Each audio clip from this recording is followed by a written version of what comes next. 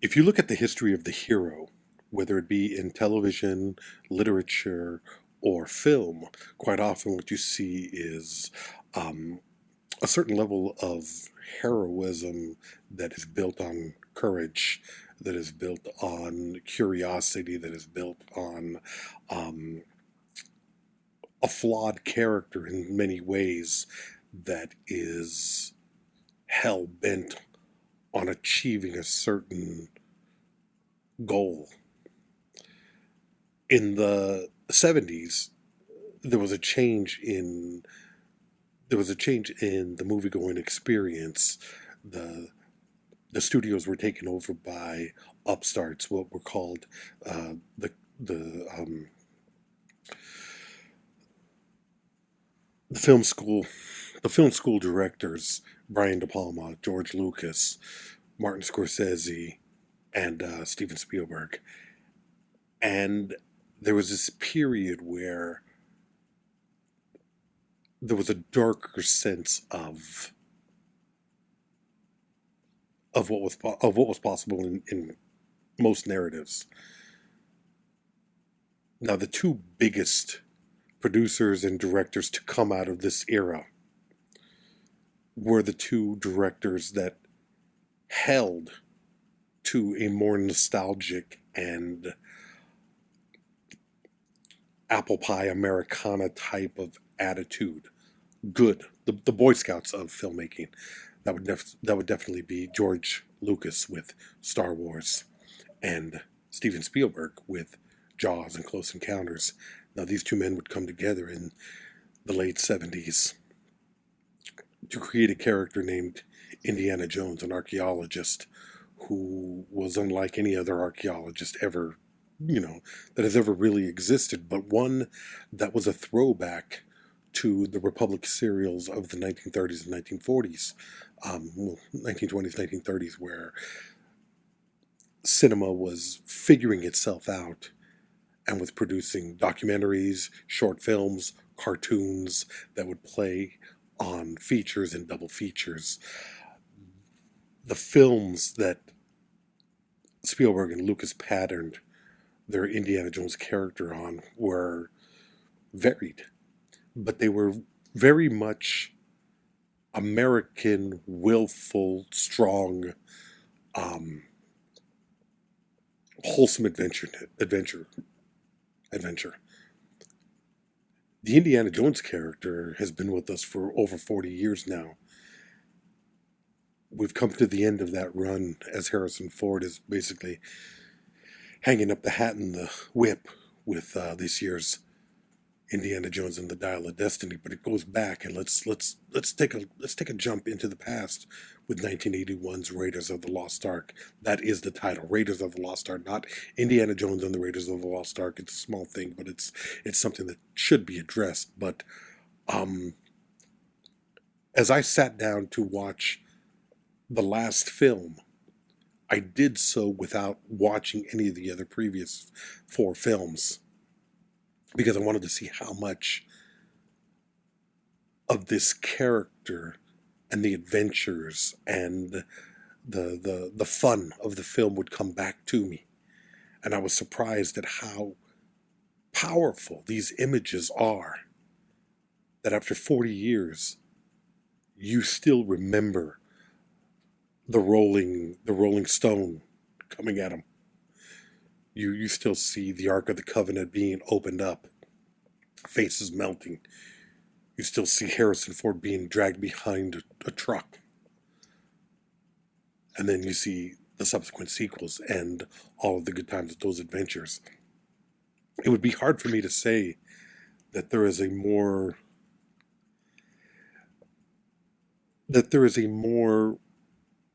popular hero in cinema than Indiana Jones. I think it's powerfully American, and he's a character that says a lot about us as both moviegoers and people as a whole.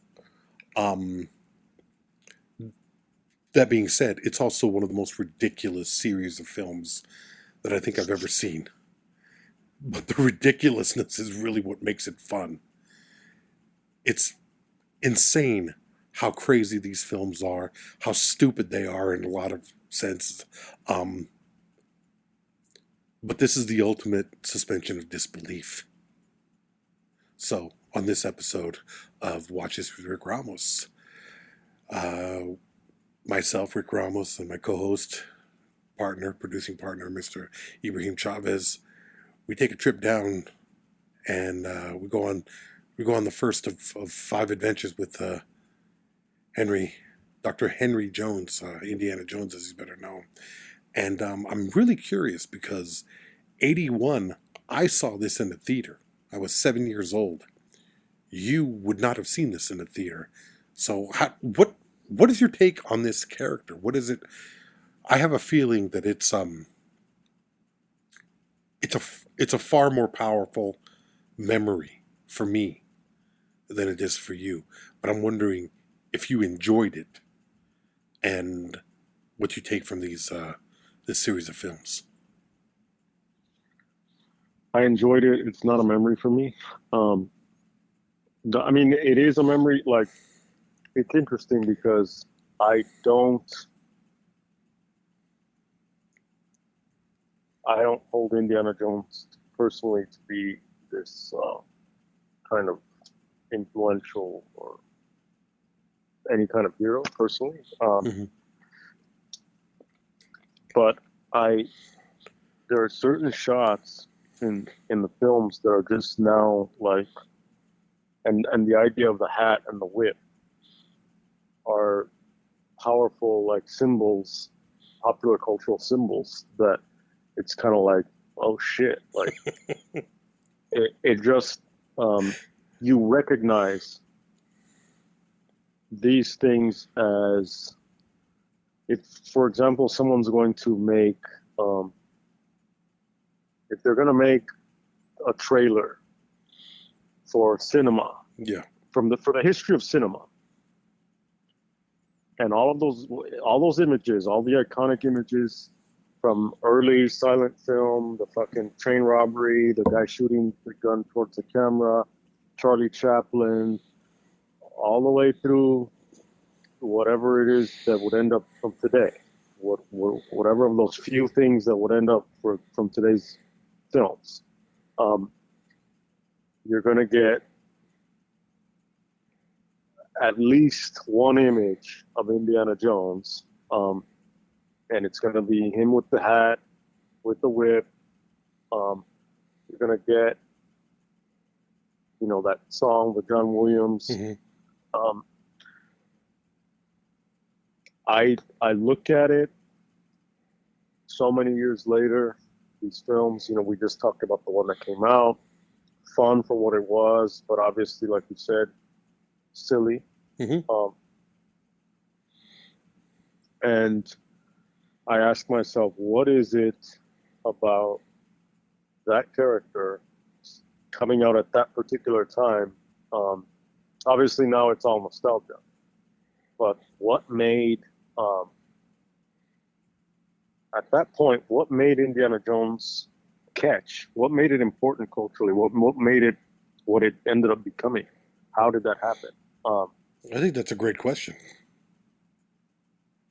That's a great question. I don't have an answer. I have an answer. I definitely have an answer.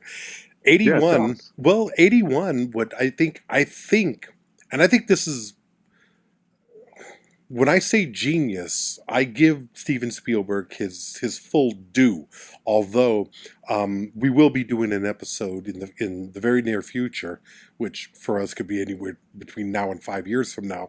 But correct, in the very near future, a discussion of whether or not Steven Spielberg is one of the greatest filmmakers of all time, a seriously overrated filmmaker, or both. I don't know. Yeah. The truth of the matter is that Steven Spielberg is an incredible visualist and is a powerful storyteller. He knows how to push a story forward and make it both endearing, exciting, and overwhelming in so many aspects, whether it be storytelling or character or setting. There's so much there that is beating the shit out of the audience that it's almost like you you you need him to take breaks so that you can take a breath. When you see this movie, and especially when you see, we're 48 and 40, 44, 45 respectively watching these movies.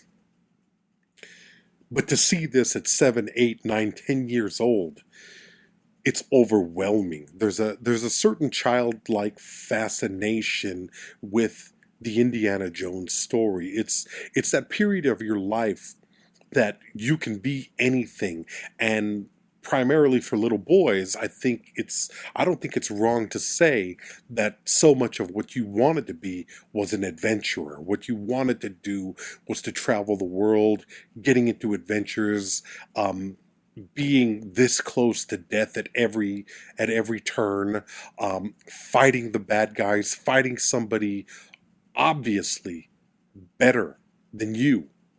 And let's face it, nobody takes a beating on screen like Harrison Ford. In the four films, I don't think anybody gets the shit kicked out of them better than Harrison Ford, and we'll talk about that in both this film and then as we dedicate an episode next week to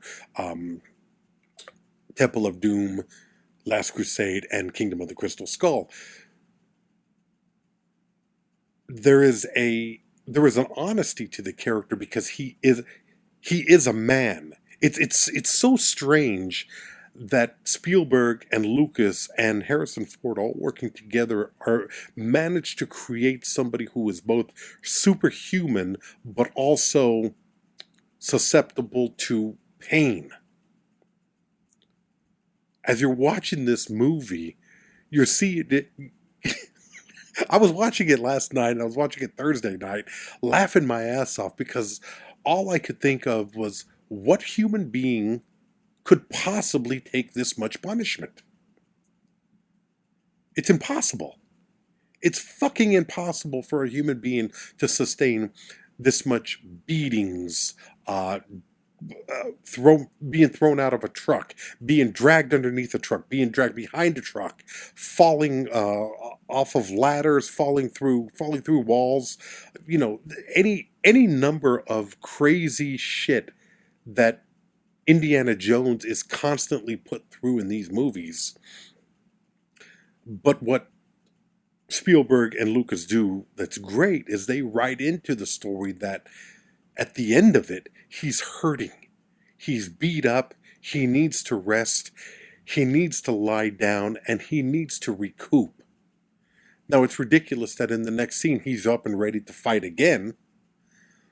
But there is an honesty and a truth to that you don't see in a Schwarzenegger or a Sylvester Stallone, which at this time would have been the other two leading action stars of the 1980s. I mean, this would be right before that really blew up.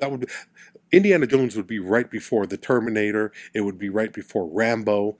It would be before this ridiculous depiction of masculinity that was superhuman. Not even superhuman, beyond superhuman. I mean, Stallone in the Rambo films, Schwarzenegger in the Predator, the first Predator film. In addition to, you can excuse the Terminator because he's a robot in that film, but you know exactly what I'm talking about. This need to shoot, to kill, to carry the bigger gun. Indiana Jones didn't do that. Indiana Jones was smart. He fought his way out of every situation, and it was that I think more than anything else was the appealing aspect of it, is that he would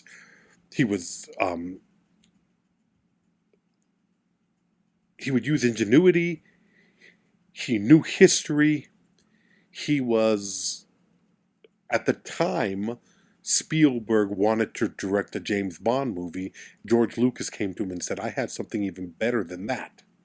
and then he gave them the idea. He gave them the idea for Indiana Jones, and they sat down and came up with the concept, handing it over to Lawrence Kasdan to write the film, which would become ultimately Raiders of the Lost Ark. Now, it went through all kinds of different iterations. Most of what Spielberg wanted originally was a Fred C. Dobbs character from Treasure of the Sierra Madre. He wanted that kind of gold, that kind of guy that was consumed by power and glory, was a drunk. And they toned a lot of that down. So in the hands of Harrison Ford, what you get ultimately is a scholar with a love and a respect for history, but also somebody that, like all scholars, wants to conquer history, wants to learn more about it by capturing it, by holding on to it, by studying it. In each of the 4 films, he's out of his depths. He's the best at what he does, and yet he's out of his depth because it's so much more than what man is capable of. It's very strange. Of the 5 films, 3 of them deal with some kind of religious artifact. Yeah. And the 5th film leads you in that direction before it takes you another, it takes you on a different path. I find all that very interesting. I find it captivating. This is a character who is both instantly likable, but also, when Spielberg said he wanted a 007, Indiana Jones is the closest thing to an American version of that. And yet it is vastly different. Yeah, because I think Tom Cruise would end up being more along those lines. The Mission Impossible films would definitely be more along the lines of 007. James Bond. Yeah. Yeah. And Tom Cruise would come out of the 80s as well, but younger, more brash, or different, and we'll talk about that at some point too. This has the Bogart elements, the Buster Keaton elements, and like you said, smart and tough, and interestingly, like this 40-year-old basically at this point, older than these other heroes. And the following year, I think it is after this, he would do Blade Runner. So there is like this throwback of noir in his filmography, but also coming out of being Han Solo. Well, and in between, bouncing back and forth between that. Do like a compare and contrast to Indiana Jones and Han Solo. How are they different? How are they the same? Han Solo is they're very similar in the sense that they're both flawed heroes. I guess with Han Solo, he's a mercenary. He's out there for the dollar. Although, given a face-to-face encounter with something that is worth fighting for, he rises to the occasion. That was the great thing about the Han Solo character. He was a badass. He was out for himself and Chewie. They were traveling the fucking galaxy, getting into all kinds of fucking adventures in order to make $1. That was the fun of it. And when they introduced the character, this is why the prequel, this is in one part why the prequel Solo didn't work, is that you didn't want to see the building of the mythology. You wanted the mythology to already exist. You wanted to just look at Harrison Ford and see that he had done this and he had done that, that they had narrowly escaped death. By not seeing that, but knowing that he was there, it gave almost validity to the fact that he could escape anything. So when he says, "Don't tell me the odds. Never tell me the odds." You know it's coming from a place of honesty where it's like, I've been here before. I've done stupid shit like this before that I shouldn't have survived, and somehow I'm still here. You believe it. He is a less noble character than the Indiana Jones character would be, but it's still there. It takes less of a nudge. Indiana Jones, on the other hand, is a far more intelligent man. He's a scholar. He's a student of history. He's a teacher of history. He values the past, and he lives so much in it, which is strange because I never got that picture in the Raiders in the first three films. I didn't see it really until Dial of Destiny, where he's an old man, and you realize how much of the past he is. Yeah. How comfortable he feels in that past. How comfortable he feels donning these costumes or changing his look so that he can get closer to the treasures that he's searching for. Whatever he has to say, whatever he has to do. You get the sense that he's an honorable man, but one who ego plays a great deal in it. But it's a different kind of ego than the Han Solo. You know, I think he's a little bit more optimistic in the Raiders films, in the Indiana Jones films. Now, by the time you get to Blade Runner is completely. It's just a much darker film. It's a much more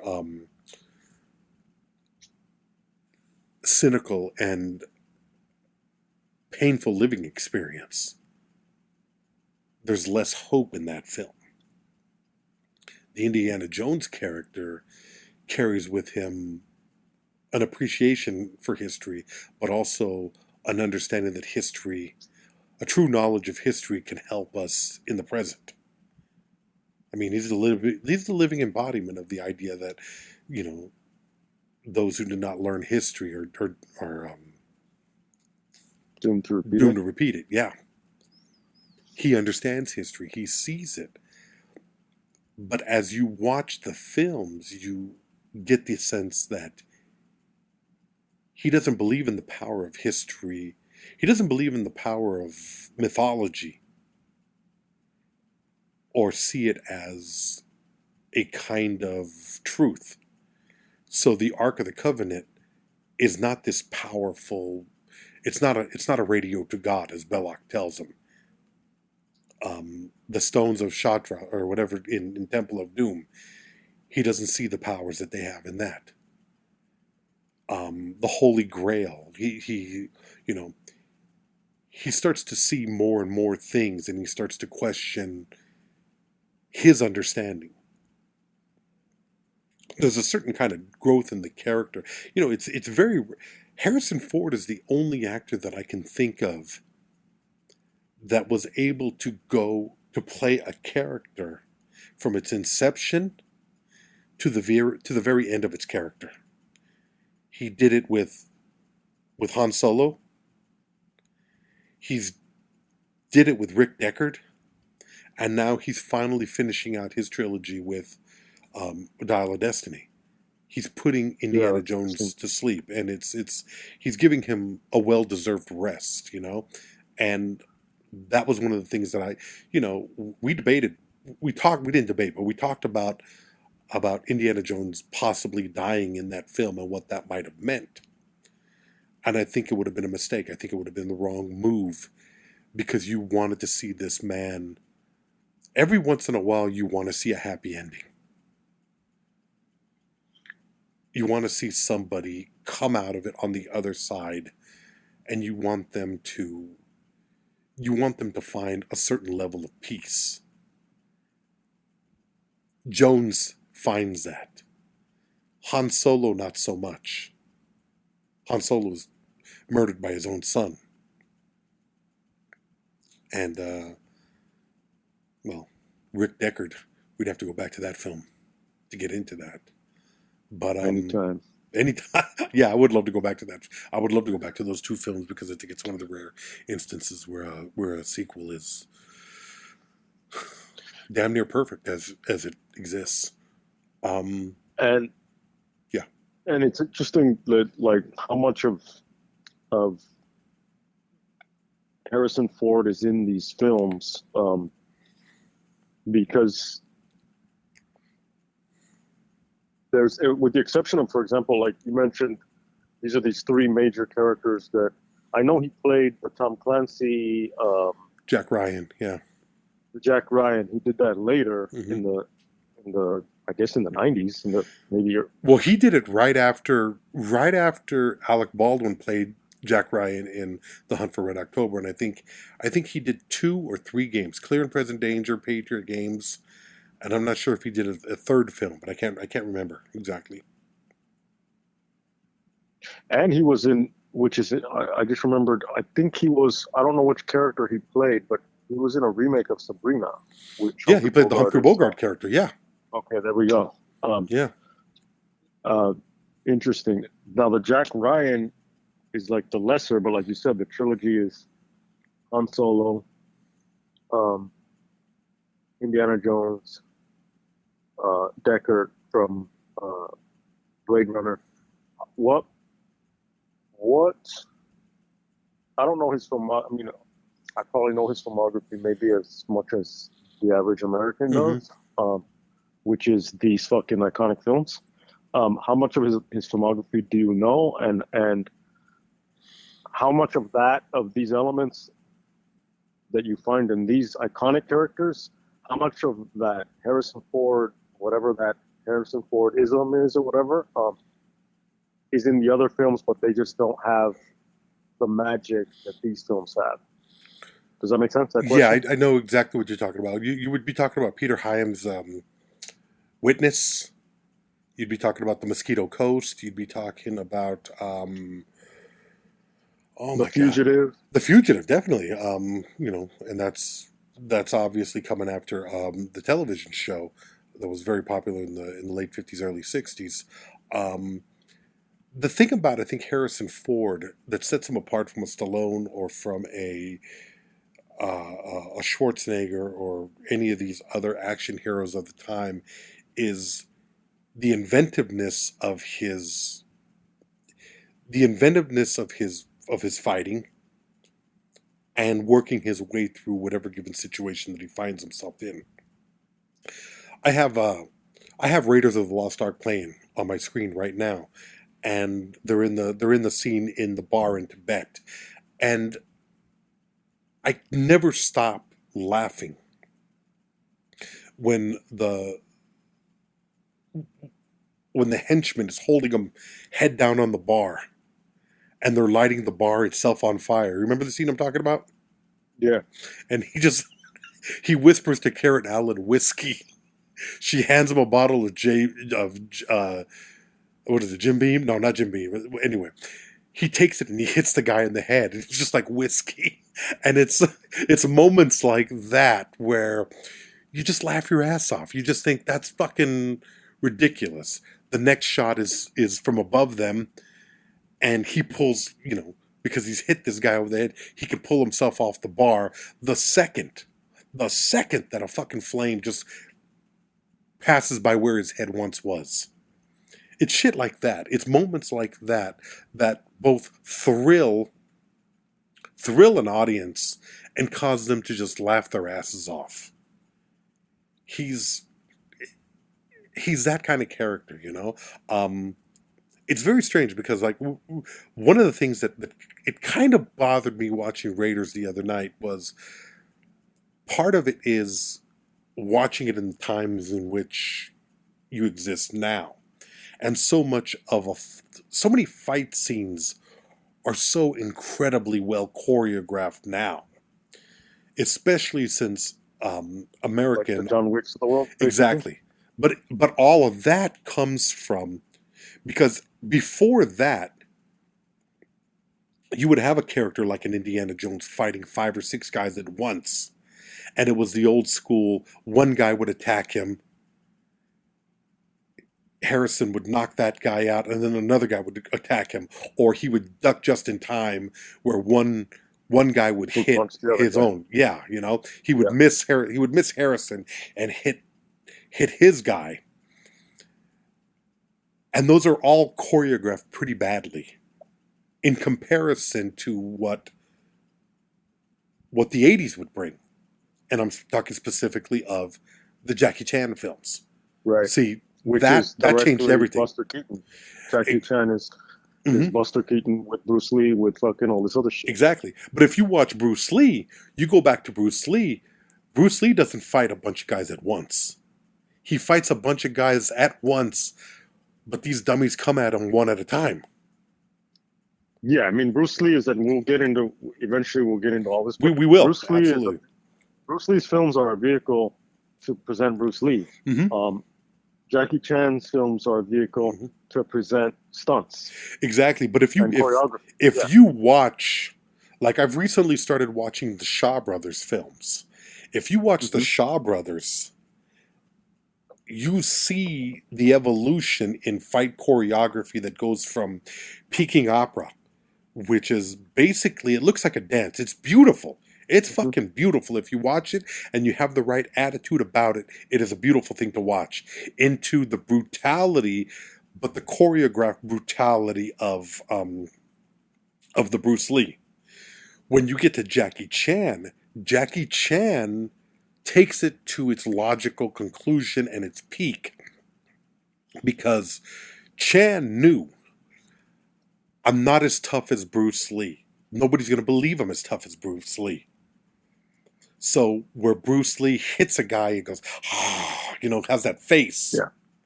Mm-hmm. Jackie is hitting somebody and then it's like, God damn it, and he's shaking his hand and he's running. The humor, the comedy. Yes, that's one of the things that Harrison Ford, whether it's Harrison Ford accompanied with Lucas and Spielberg, he brought that to American films. So Indiana Jones, like I said, gets his ass kicked better than anybody in any American film, because by the time you get to the fight scene on that plane in the desert where they've uncovered the Ark, they're trying to load the Ark onto that plane, and he has to fight first the guy with the wrench, but then the bald guy. That is a great fight scene because it's one of the great moments in a hero getting punched in the face and slowly falling down. When I saw that again the other night, I remembered the eruption of laughter in the audience. Because we're all sitting there thinking, you had never seen the hero get his ass kicked like that. You had never seen him get hurt and fight through it like that. And yeah, he beats the shit out of that big bald bastard. But at the same time, the only reason he wins that fight is because that giant gets sloppy and doesn't pay attention to his surroundings. Yeah, Harrison Ford always gets fucking saved by some Deus Ex Machina that comes in and like at the end, and even in Blade Runner. Yeah, he does. It's like Harrison Ford is supposed to die. But typically he doesn't. No, he doesn't. And you're sitting there and you're like, this is fucking stupid. This is moronic, you know? I mean, right now they're fighting in the bazaar. So he's got all of these Arab guys with turbans on, covering their face, and that's obviously because those are white stuntmen probably.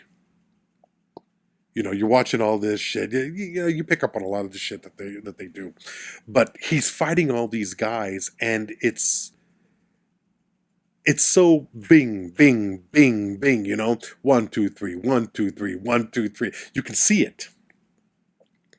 By the time you're counting that choreography, right? You are. By the time you get to the third film, it's a lot less labored. It's a lot less dance like. It's more to the it's I think American filmmakers started to see what was coming out of Hong Kong, and they said, we want that. We want that level of being able to pick up the pace and make it look at least more. It's hard to use the word realistic because it's absolutely not. It's completely unrealistic. But you know what I'm talking about. Everyman quality to it. Yeah, because Wood Harrelson is more of an everyman than.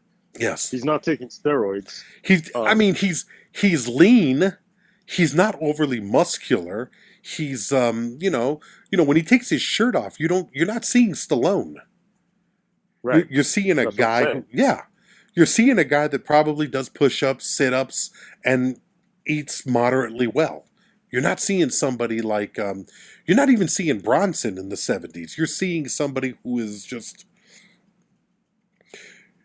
if they were to make this today, if it had never existed and they made it today, there would be a behind the scenes of Harrison Ford working out for this film.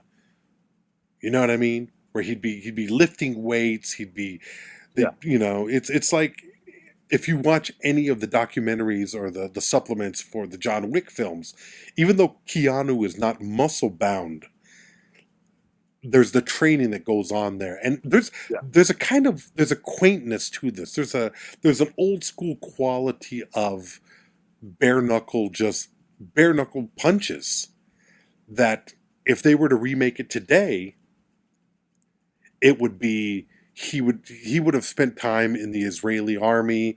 He would have learned Krav Maga. He would have learned all kinds of different forms of mixed martial arts. Jiu-jitsu. Fucking rolling on the floor guys. Exactly. All that and fucking Then you'd have a podcast and you'd be taking fucking ayahuasca. Exactly. Everything. This is so much better because this is so much better because it's just old school roundhouses. It's the most ridiculous punches that you could block 15 minutes before it's thrown. You could see that shit coming, and I love every second of it. It's magic. It's not Indiana Jones with a keto diet, fucking and all that bullshit. Yeah, there's a quaintness Who would they to cast that. today? There was talks about them rebooting this with Chris Pratt, which I thought, that's fucking stupid. The fact of the matter is, it's so much a part of Harrison Ford. It would be impossible. It would be stupid. It's not impossible. They could do it. But yeah, and that's not to say they're not going to do it. They will in 10 or 15 years. They will reboot this. In fucking 15 months. Who would they cast? Okay, Chris Pratt is stupid. Why? He doesn't have why, but I want. He doesn't have the questions at you to arrive back at Harrison Ford. Yeah, he's too goofy. He doesn't have. He's too bro, right? Yeah, he's a frat boy. He's not that guy. He drives a white truck. Mm-hmm. Yeah. No offense, motherfuckers, whatever. But yeah, he drives a fucking I get it. Yeah. Some people might say a Tom Hardy. You know what? Tom Hardy was great for Max Frontowski, but he wouldn't be good for this. He doesn't have the obvious intellect. See, Harrison Ford brings that level of he grew up with an oppressive father who was constantly on his ass about education and history and religion and just knowing as much as he could about the world that we live in. That's the thing. It's like my good friend Mike Black once told me. He was like, Sean Connery as his father was the perfect pairing. And why? Because you have somebody of Sean Connery's stature. Sean Connery will always be Bond to a lot of people. James Bond. Yeah. He will always be James Bond. It's weird though, because by Last Crusade, he's not James Bond. And I give both I give both Spielberg and Sean Connery a great deal of credit for going that direction, because Henry Jones Sr. is a lot goofier.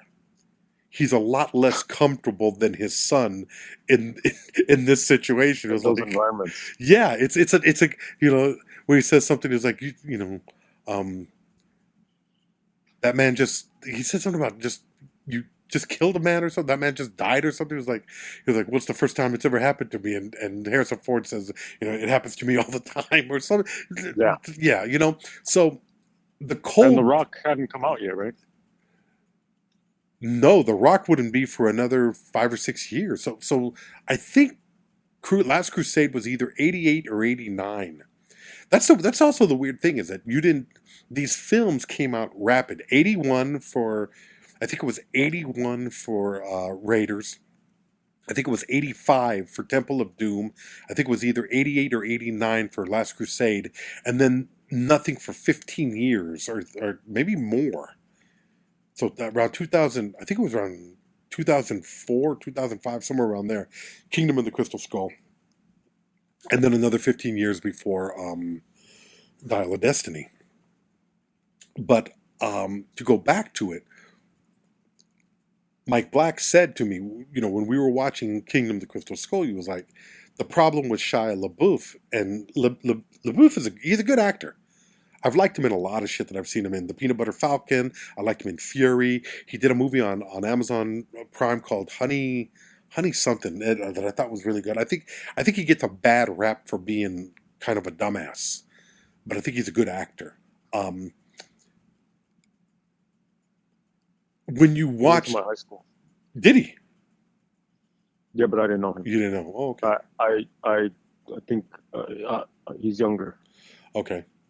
Well, and this is a rumor. I don't know if this is actually true. I don't fucking care, but I'm spreading this nonsensical rumor. And I have no idea. But whatever. But you don't see the genealogy of James Bond, Indiana Jones, Han Solo to Shia LaBeouf. You just Correct. Don't buy those three. You just don't. You could see Harrison Ford being the son of Sean Connery, even though they were only like 14 or 15 years age difference between them during that film. Well, yeah, there was only 14, 15 years age difference. There's more of an age difference between Indiana Jones and his lover than there is between Indiana Jones and his father. Well, you know what? To Harrison Ford's credit, they do mention that in that third film. Because in the third, because she sleeps with both of them. One, but she sleeps with both of them, yeah. Okay, so we haven't got into the pedophilia of this one. It's not something to ignore, but yeah. I don't know if it's that, but it's something, yeah. Well, let's talk about that. Gosling, maybe hold on. They probably put Ryan Gosling as fucking the latest Indiana Jones. They would remake it. They could. I mean, I like Gosling, but I don't think he's right. I just don't think anybody. I think any young actor would be foolish to take on this role. Make him a different guy. Make him some other. Give him a different name. Give him a different profession. Okay, yeah, he's an adventurer. With a female. I can see them doing that. Just as a cynical marketing ploy. Yeah, I can see them doing that. You could have seen a much younger Brad Pitt in this role. I could see them doing that. That would be strange. It would have been strange, but you could have seen them doing it. I mean, it's for the life of me. Maybe it's because I'm prejudiced and I don't want to see. Number one, I think the idea of rebooting classic shit is moronic in most cases, because you're not going to be able to capture whatever was there. James Bond has been able to do it because it's been 60 years. They've been redoing James Bond for 60 some odd years since and it was successful the way they redid it with Daniel Craig. Yeah. But look at look at how each actor has a completely different take on the character, and the films are shaped thusly. Yeah. So you have Sean Connery, which that was new. Nobody had seen anything like it. It was James Bond. It was these quirky methods of killing people, these devices, all that shit, and it looks very quaint when you watch it today. I haven't Yeah, seen it's of all its of time. those. Yeah, they're definitely of their time. I haven't seen all of the Sean Connery films, but I've seen about three of his 6 or 7 of them. I enjoyed them, but they're kind of silly. By the time you get to Roger Moore is just full on camp, ridiculous, especially by Moonraker. Moonraker's just moronic. Um, James Bond in space and all kinds of stupid shit with that. Then you would get, but no, you get Sean Connery, George Lazenby, um, Roger Moore, Timothy Dalton for his 2, which I thought he was a really good Bond. I thought he I thought he did an exceptional job with it. I don't know why the politics of it were what they were. Pierce Brosnan, again, very much a Bond. Yeah. But by the time you get to Daniel Craig brought to it a brutality Yeah. that I don't think people were Yeah. prepared for. Yeah, he was very, very physical, Mhm. but you can also understand that, okay, this guy, like a James Bond or a Batman, he knows how to use tools. That's basically, they're high tech, whatever, but he knows how to use tools. And if he needs to, he'll just beat somebody with a blunt object. And he also fucking gets women. Yeah. And you can see. And he also gets women killed, and you can see it. Yeah. But there was a logic to it, and it was like, yeah, it was kind of, I guess, what the revamp or what you would think it should be, which is to really invigorate a character that has become its own fucking cliche. Yeah. Indiana Jones also at this point has become its own cliche, but has become kind of developed into what made logical sense with the last one. But it's able to do that because it's built on the performance of one actor evolving as you would expect the character. One of the best things about Dial of Destiny, and I know a lot of people have a problem with that movie, and I would tell most of them just shut the fuck up and enjoy it for what it is. It's a good time. But I mean, you're all free to believe whatever the fuck you want to believe. I'm not gonna rob you of that cinematic right. But if you're paying attention to too much of the bullshit, you lose perspective, and you don't get to have the time that you are that you could have. The thing about it, and Harrison Ford discussed it in interviews, he wanted to see what an 80-year-old Indiana Jones would be like. He wanted to see where not just the physical wear and tear on the body, but the emotional wear and tear, the psychological, the being forced to drink the blood of Kali, seeing, coming face to face with Nazis and fighting for world supremacy and just doing what, fighting for justice and what was right, only to be sandbagged by your own government in the very end. I think that's one of the best things about the series. One of the best factors, one of the best aspects of the series is that you can watch it with a knowledge of how this entire thing plays out. They would be foolish to do another film. I don't think they're going to do another film. I'm hoping they won't do another film. And because of the box office being what it is, I doubt they'll do another film. But as it stands, the adventures of Indiana Jones from 1935 to 1969, that's an incredible storytelling arc. I love that, because he's not, in Dial of Destiny, he is not the Indiana Jones from from Temple of Doom, the first, chronologically the first film. Because it's a prequel, right? It's the prequel, yeah. And for those out there who are fans of the Indiana Jones Chronicles, the Young Indiana, we're not getting into that shit because I just don't have the time to watch a series that lasted.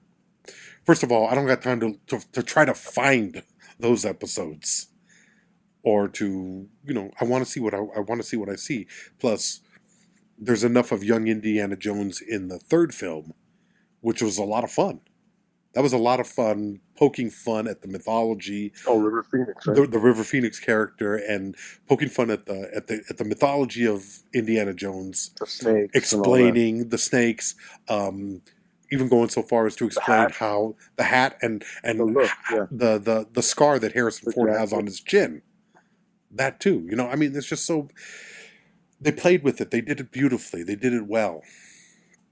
And as I watch it now, what I love about this is I think it was 2 years ago, in the middle of the pandemic, I sat down and I showed the first 4 films to my nephew. And he loved them. And it was great that I could watch that with him, and I could share that with him, and I could see that there was a genuine enjoyment, even though there were times when he looked at me like, really? Really? Right. And I'm like, shut the fuck up and just watch it. Yes, he's being dragged behind a truck. Yes. Yeah. This is, you're fucking in love with a fucking, a guy who dresses up in red pajamas and shoots webs all over the fucking place. That's okay, but this is not. Shut the fuck up and just enjoy it for what it is, right? So, this is, I think, also because it's set in the 30s, the 40s, the 50s, the 60s, there's a nostalgia aspect to it that makes it timeless. These films don't age. The only thing about it is watching and thinking, my God, look at how young Harrison Ford is. And even this, he's 5 or 6 years older than he is as Han Solo. You see him in the original Star Wars and you're like, holy shit, he's young. He's 30, he's either 30 or 31 years old in the first Star Wars. And to see him in this, 35, 36 years old, becoming what that character, I mean, I marvel at it. It's, I don't know of another actor who has been able to pull off something like this. That you might be able to say Tom Cruise is heading in that direction with the Mission Impossible films, but here's the difference.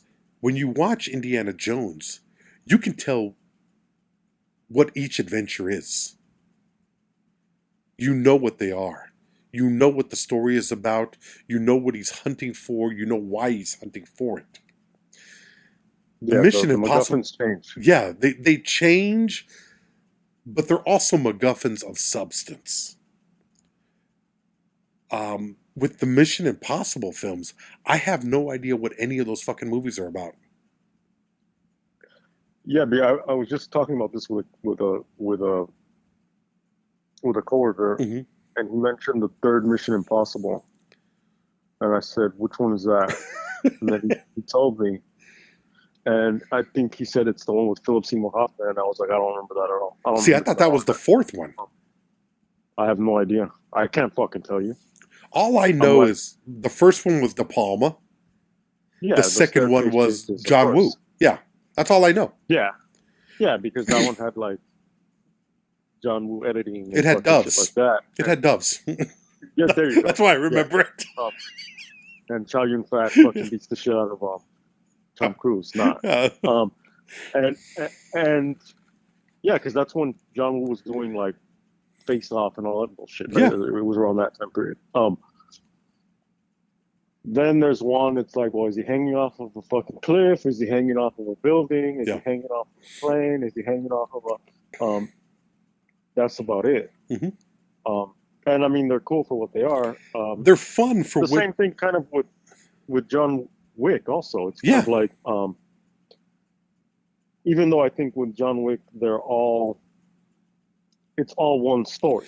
It's what happens yeah. after this, after that, after that. It's all from the same kind of initial. John Wick is just chapters. But that's why Right, I think right. John Wick chapter 1, chapter 2, I didn't mean to say it like that, but it was, they are just, Yeah, it's all it's one long fucking story. fight scene. Yeah, It's one it long is fight one scene. long fight scene. Ridiculous in so many different ways. Because the story doesn't differentiate. It builds from the murder of his puppy and stealing his car until now you find him getting the shit kicked out of him on some staircase. Yeah. It's ridiculous. I think the stakes in Indiana Jones are greater. And maybe it's because of religious iconography. Now this is where I step back and I want to hear what you have to say with okay, the question basically is what is what do you imagine the power of religious iconography in these films? How do you think that sells it even more more heavily, more gives it of more importance? What's your opinion on that? Well, I think that for the average moviegoer, it doesn't. I don't know that it really resonates in terms of like some asshole eating popcorn, eating licorice. Mm-hmm. Okay, the Ark of the Covenant, whatever that is. But we know that the Nazis, most of us know and agree, not all, at least half of people voting in the United States know that the Nazis were bad, right? Half. Um, call that an exaggeration or not? Yeah. Obviously, it is, but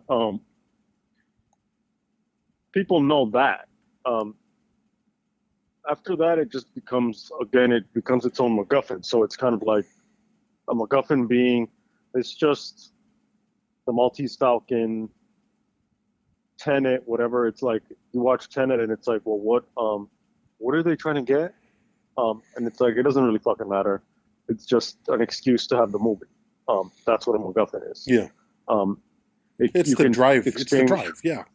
Right. You can exchange one object for another, and it's like it doesn't really matter. It's like, is it a dream in Inception? Is it this hidden thing? Is it an atomic bomb before the terrorist blows it up? Whatever. In this case, it's the Ark of the Covenant. Most people, it's kind of like in the pop cultural, they accept that, okay, this thing has some kind of hidden powers or something like that, and so the Nazis want it for world domination, so he has to stop it. But it's also a religious artifact, so he wants it because he's an archaeologist. Mm-hmm. Okay. I think that for the average viewer, I think that's kind of as far as it goes. For Spielberg, I think Spielberg's fighting the Nazis. I think there's an element to it, to that. Obviously, for Jewish history, what is it? What is the Ark of the Covenant? It's an ancient Israelite religious relic. So it's a chest. It's made of wood, I think acacia and gold, and it was said to hold the Ten Commandment tablets of Moses and some other his brother's rod and some other items. And it was housed in the inner sanctum, in the Holy of Holies, in the tabernacle of the Temple of King Solomon, first temple. This is the temple that in 500 and something in BCE, it was destroyed by the Babylonians when they sacked Jerusalem. So what does that mean? This is the dwelling place of God, of God's presence on earth.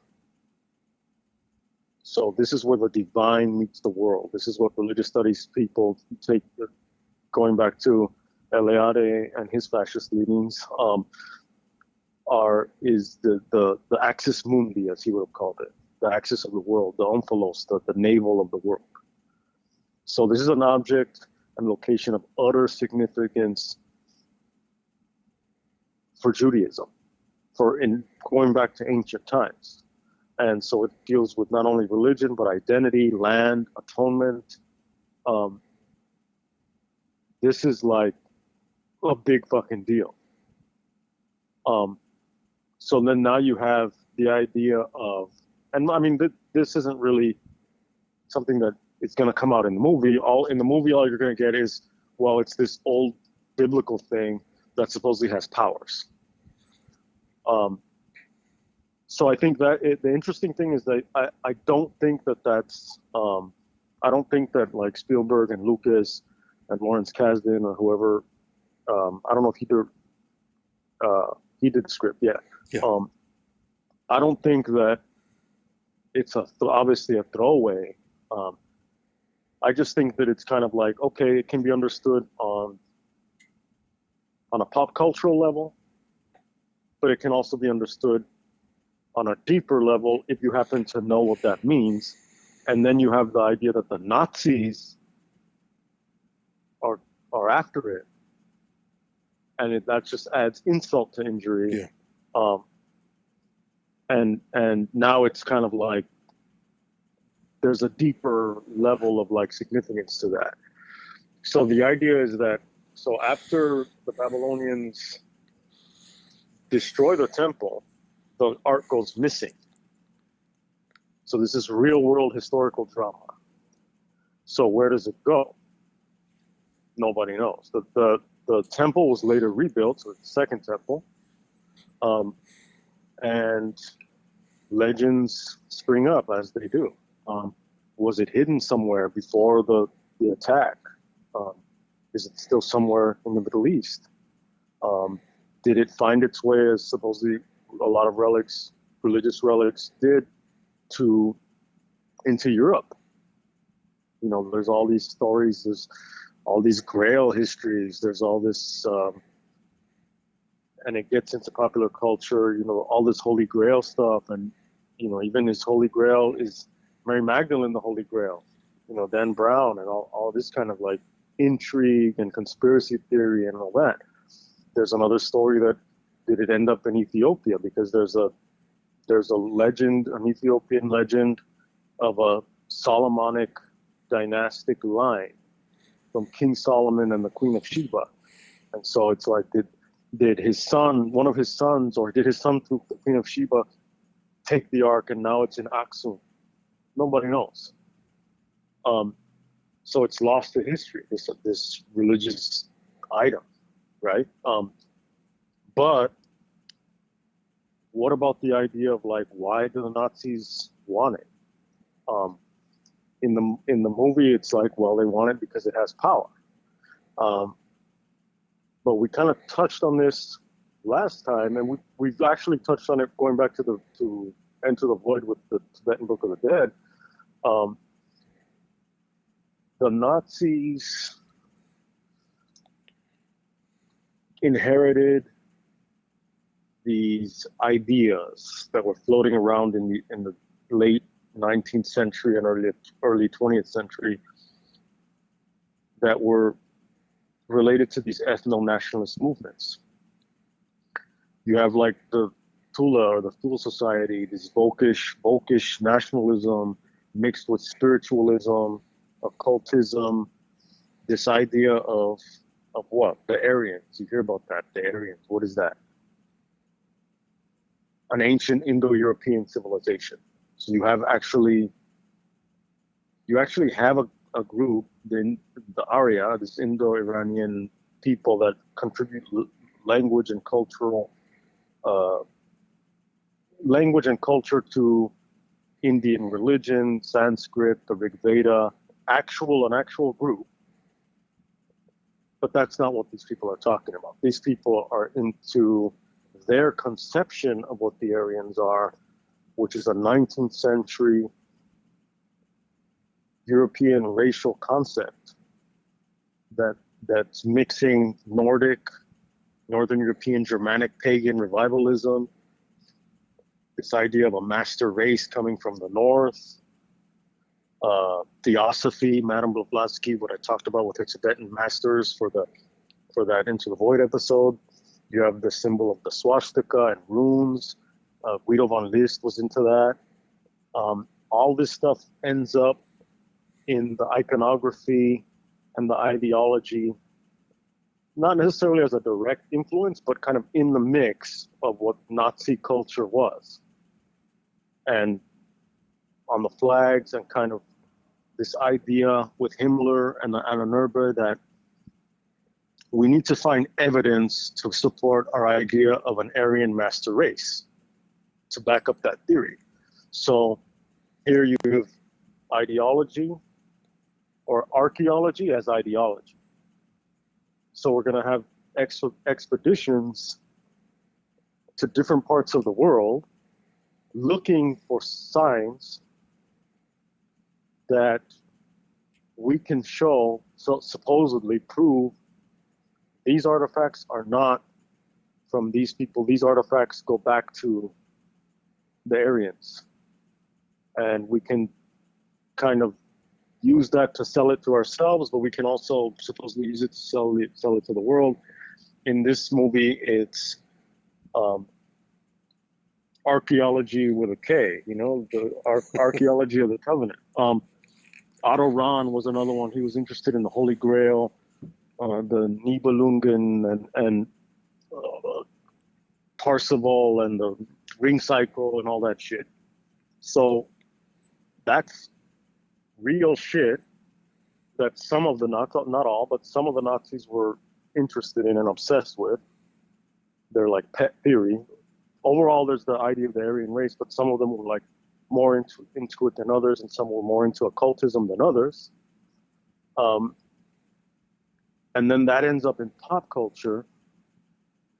So you have books in the 60s, Morning of the Magicians is a famous one,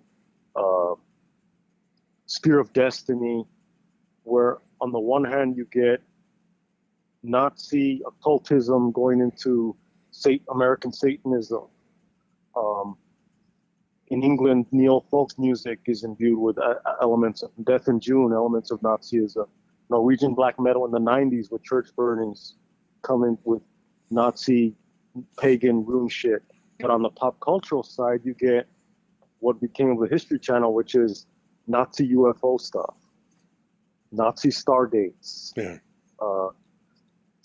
And part of that swirl of pop culture, whatever, is, hey, let's write a story about an archaeologist who's fighting against Nazi archaeologists, and it's the Holy Grail, and the Holy Grail has these powers, and that'll be the MacGuffin for this movie.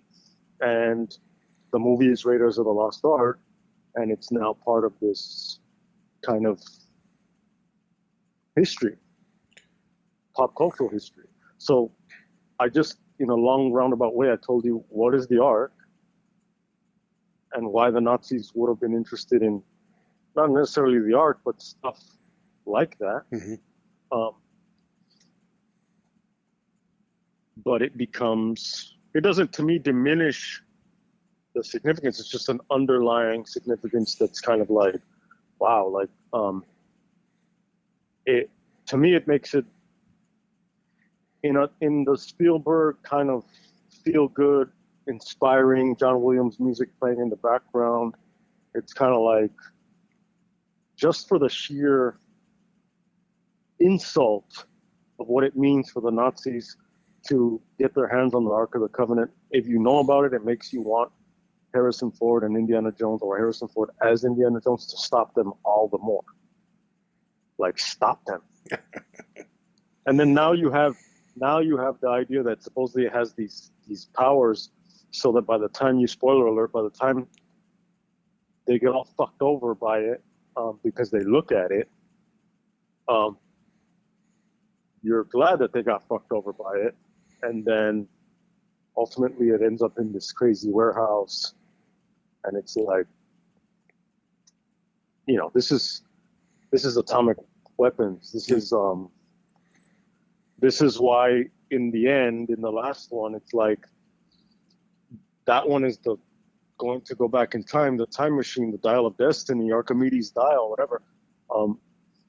But in the end, it's kind of like, well, this is actually about atomic weapons. Sure. This is about the space program that imported Nazi scientists into the United States that ultimately would go up against the Soviets. So it has its underlying truth, which makes it more, I don't know if inspiring or meaningful or whatever, but it also has its pop cultural kind of value that just shows like the Nazis are fucking the prototype of evil, of the villain. Yeah. And, whether it's fucking the Empire in Star Wars or it's the Nazis in this, it's kind of like coming from the same pop cultural place, which is based on reality. Well, I think from a storytelling standpoint, it's a brilliant kind of MacGuffin. It's like, first of all, you got the Nazis, universally hated. I mean, up until a couple of years ago, unfortunately. I mean, they were never exactly the heroes. There's always been an undercurrent in the U.S. There's always been, but it hasn't been as pronounced. I'll say that much. Where they embrace it. Where whoever's going to play the villain, and typically these are pop cultural trickster, evil characters, including Charles Manson. They play on that. They adopt. Yeah. So it's a lot of fun in that respect, where you got good versus evil. You got the history of the United States coming into its own, coming into it as basically becoming the world power that as some would call the greatest world power of the world, the greatest power of the world has ever known. But with the use of the Ark or the Holy Grail, or you lend to it a certain type of mysticism. And it's a great storytelling device, because whether you or I really understand what the Ark of the Covenant is, or the Holy Grail is, or the lance of what was the spear that the Lance of Longinus. The Lance of Longinus. Yeah. You understand just the very idea that it's religious, it's a religious artifact, it's a religious article, causes the viewer to go into a different place of importance with the story, regardless of whether or not you know what it is. Yeah, you don't fuck with that. Yeah. And I think that even if it's the Infinity Stones or whatever, that it's like, don't fuck with that. You're playing with fire now. Yeah, you're playing with something that you as a human being, you can't understand. And it's interesting because Denholm Elliott tells him that, Salah tells him that. But there's a certain ego with Indiana Jones, and there's a certain devotion to science and truth and facts that as we know them, that that it becomes it's a very interesting take. So one of the best lines that a lot of people seem to have problems with, but I really like the line in Dial of Destiny where he says, "I've seen a lot of things that I can't explain. It's not so much what you believe, it's how badly you want to believe." Do you remember the line? And no, I remember him talking to Elena about not being able to explain, and she couldn't possibly. And this is what's great about these films, is that there's a history there. This is a guy who has seen so much, and is still a scientist. He's still a man of education, although he knows that there's more to this world than what we could possibly understand. So by the end of Dial of Destiny, you definitely get the sense that he is at a more relaxed place in his life, knowing that there's so much in this world that he can't do anything about. And the one thing that he can do something about is a woman that he's loved since this movie, since 10 years before this movie. Yeah. And, I mean, there are more things in heaven and earth, Horatio, than are dreamt of in your philosophies. I dig that. I like that aspect of it, and it's a lot of people seem to have a problem with, and it's fucked up because Lucas is quoted as saying, if she had been 16 or 17 when they met, it would have been negligible. But the fact that the fact that supposedly she was that age, she was like 15. And he was like in his mid-20s, right? And he was like 24, 25. Well, yeah, mid-20s. Yeah. So, and it's negligible because what? I mean, because as far as Lucas, this is what Lucas was saying, that it's nothing for a man of that age to be with a girl who's 16, 17. She's more mature. She's more of a woman at that point. 15, it becomes, what did he see in her? She was more mature. It becomes more complicated. It's amazing that he didn't get canceled years afterwards for saying this shit. But I think it was something that they kind of shied away from, even at the time that they made this movie. Yeah. The character refers to herself as a child. I was a child. I remember that. Yeah. And what did he say? You knew what you were doing. Remember. Oh, there you go. He said, you knew what you were doing.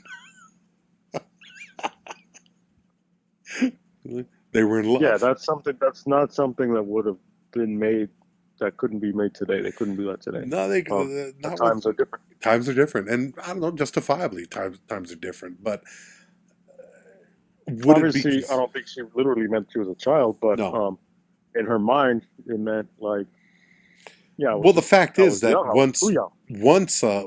once something has occurred and it doesn't go the way we want it, now we're gonna do, and this is not victim blaming. This is the reality of who we are.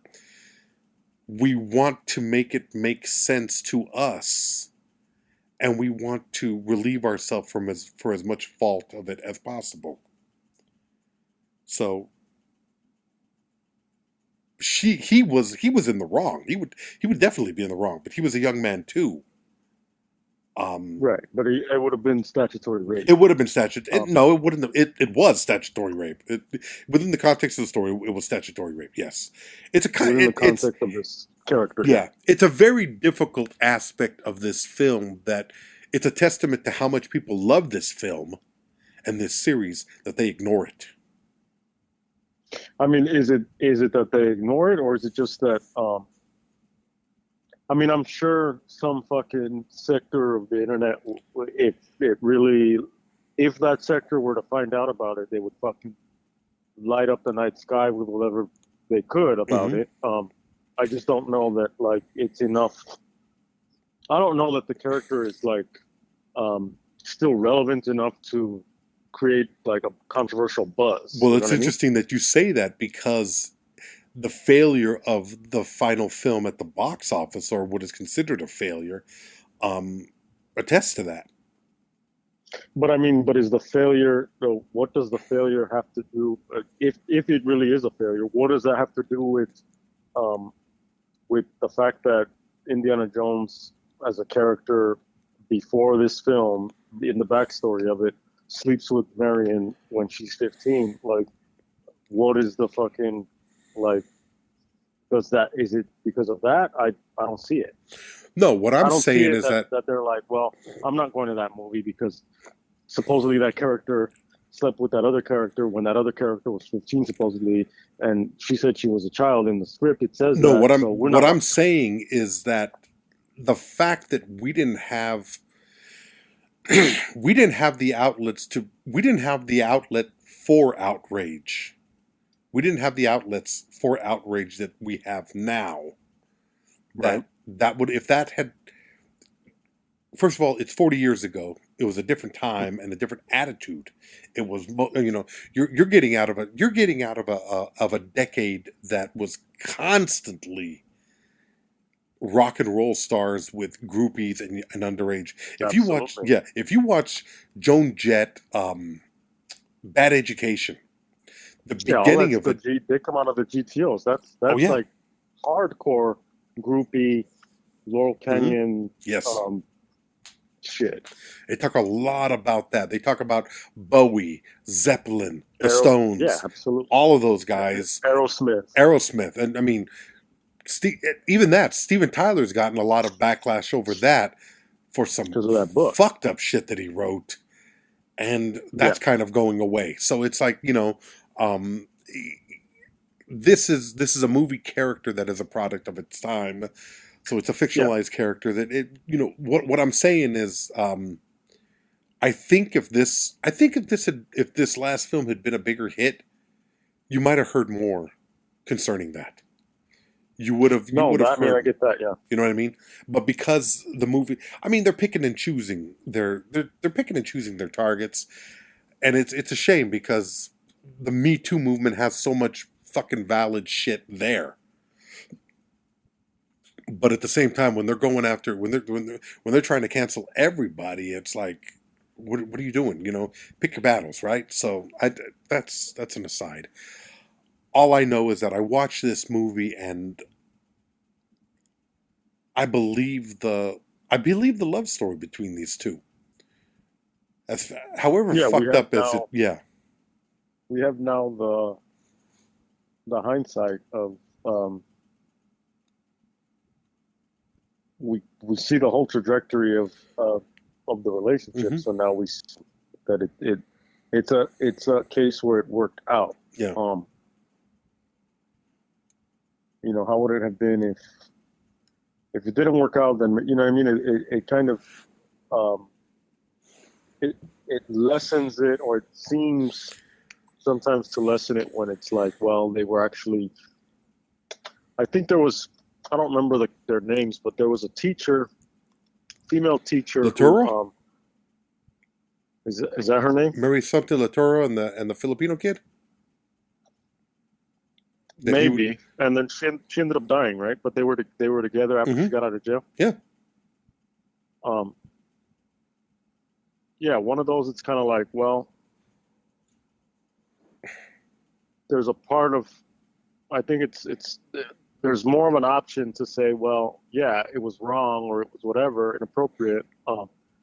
But whether you like it or not, they actually ended up together. Yeah.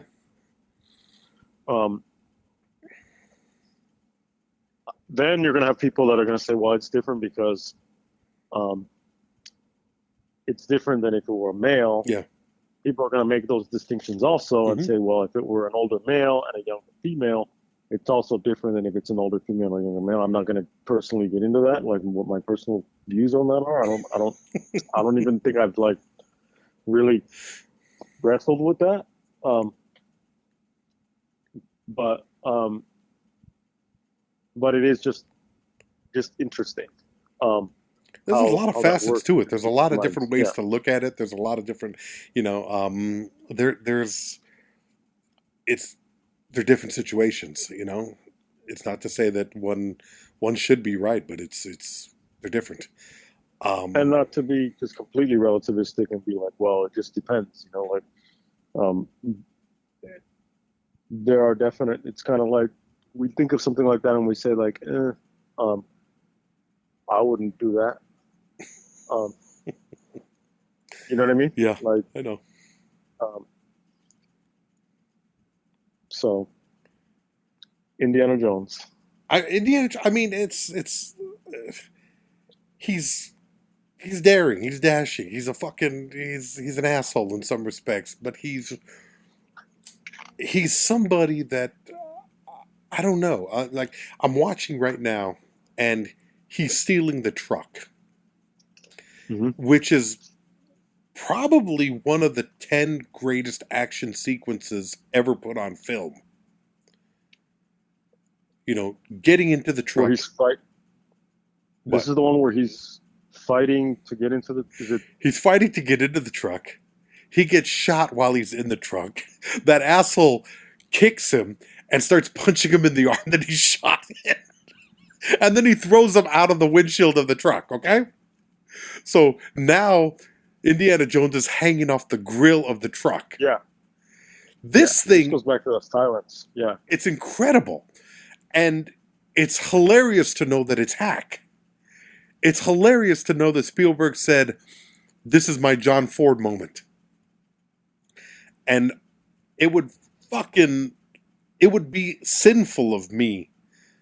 Now, I'm probably going to fuck up the pronunciation of the guy's name, but it would be a sin to not recognize that this is a reimagining of a great stunt from John Ford's Stagecoach by probably one of the greatest, the first truly great stuntman, Yakima Connaught.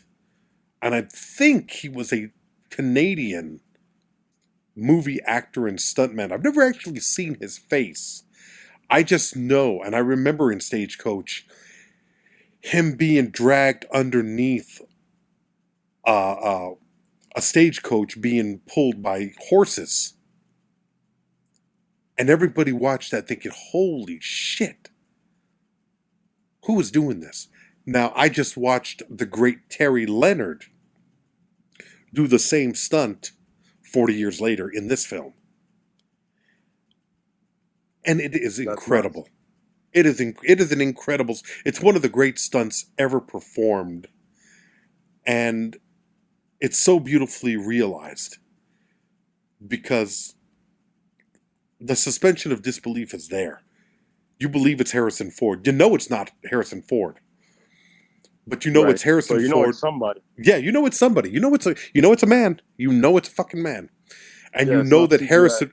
Yeah, because of the editing, you know that Harrison Ford was hanging from the grill. After that, as he's being dragged underneath this, the truck admittedly was elevated to accompany this, but he's being dragged underneath, slams the whip in there, and then is being pulled at the end. That's Harrison Ford. So as you get close-ups of Harrison Ford being dragged behind, not dragged underneath, but dragged behind the truck.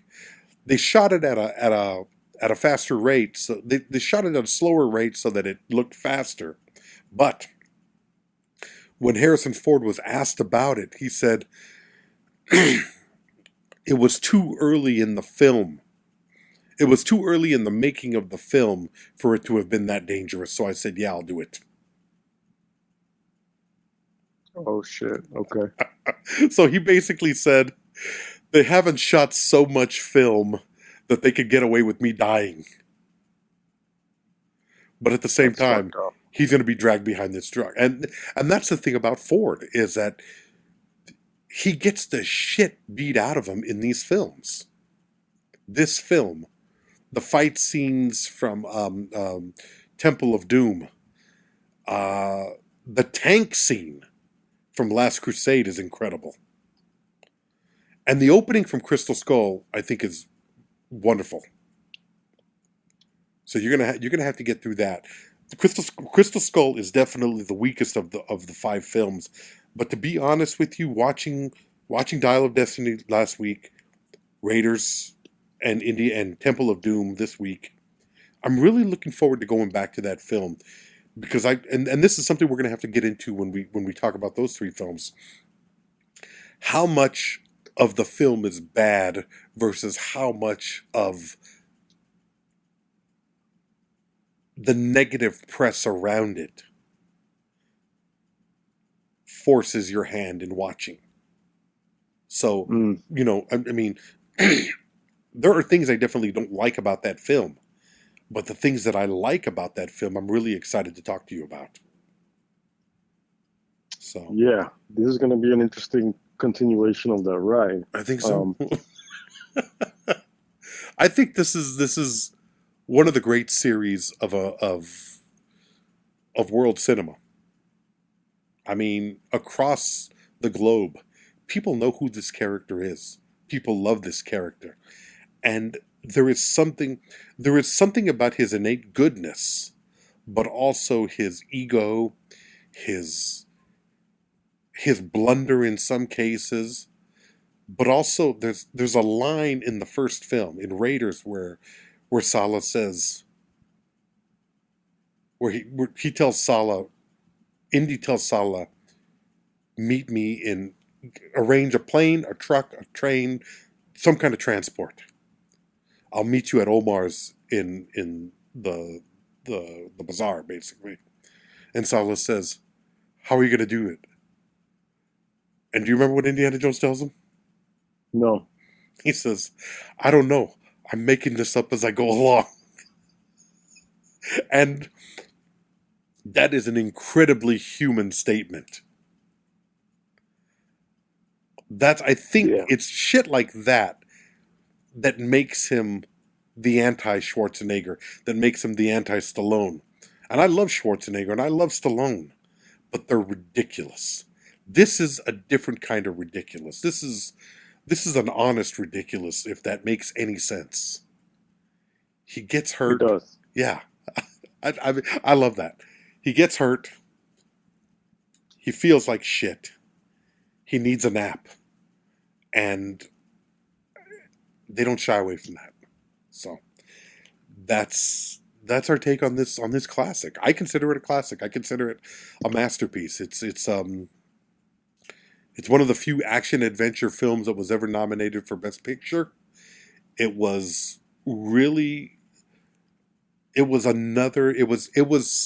Spielberg's bouncing back from one of the worst failures that a filmmaker has ever encountered in, the failure of 1941, which was not the box office